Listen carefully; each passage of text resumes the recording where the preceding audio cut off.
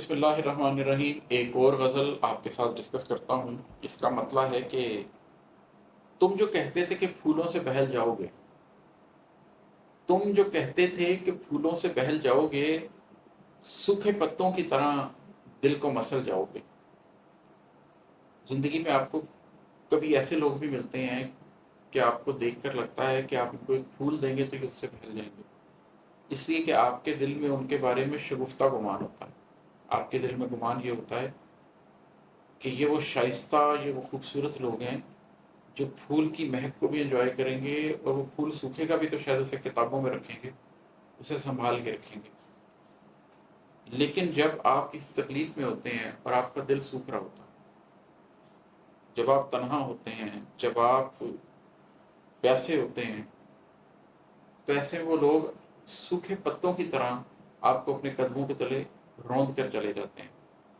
ایسا حساس لوگوں کے ساتھ اکثر ہوتا ہے، لیکن اس سے حاصل کیا ہوتا ہے؟ اس سے حاصل یہ ہوتا ہے کہ آپ کے اندر جگ شناسی پیدا ہوتی ہے، آپ کے اندر خود شناسی پیدا ہوتی ہے۔ جگ شناسی ایسے پیدا ہوتی ہے کہ آپ لوگوں کے ظاہر پر نہیں جاتے، اور اگر آپ کو کوئی کہتا ہے کہ وہ پھولوں سے بہل جائے گا، تو اس کا مطلب آپ یہ نہیں لیتے کہ وہ شخص پھولوں سے بہل جائے گا۔ اور خود شناسی یہ ہوتی ہے کہ آپ یہ جان لیتے ہیں کہ جب میں سوکھے پتوں کی طرح رہ جاؤں گا تو لوگ مجھے اپنے قدموں کی طرح مسل کر چلے جائیں گے۔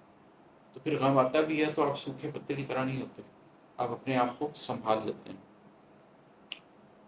ایک اور شعر ہے کہ راستے دو ہوں تو کیا علم چناؤ کیا ہو، راستے دو ہوں تو کیا علم چناؤ کیا ہو، حق کو ناحق میں چنو گے تو پھسل جاؤ گے۔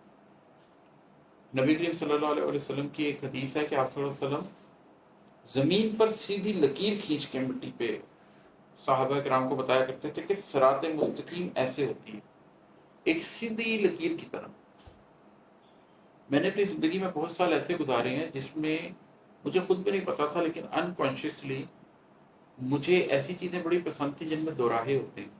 مثلاً مجھے زمین پہ پڑی ہوئی کوئی اسٹک ملے گی جس میں ایک شاخ ہوگی اور اس شاخ سے آگے دو راہا پھوٹ رہا ہوگا، تو میں اس کو اٹھا لوں گا، مجھے بڑی فیسینیٹ کرے گی، مجھے بڑی خوبصورت لگے گی۔ بہت سالوں کے بعد مجھے یہ بات پتہ چلی کہ مجھے اصل میں ظاہر میں جو اس طریقے کے دو راہے پسند ہوتے ہیں وہ اس لیے ہیں کہ میری ذات ابھی قائم ہی نہیں ہوئی، اور میری ذات اس امید پہ ہے کہ میں آگے جاؤں گا اور مجھے کوئی دو راہا ملے گا۔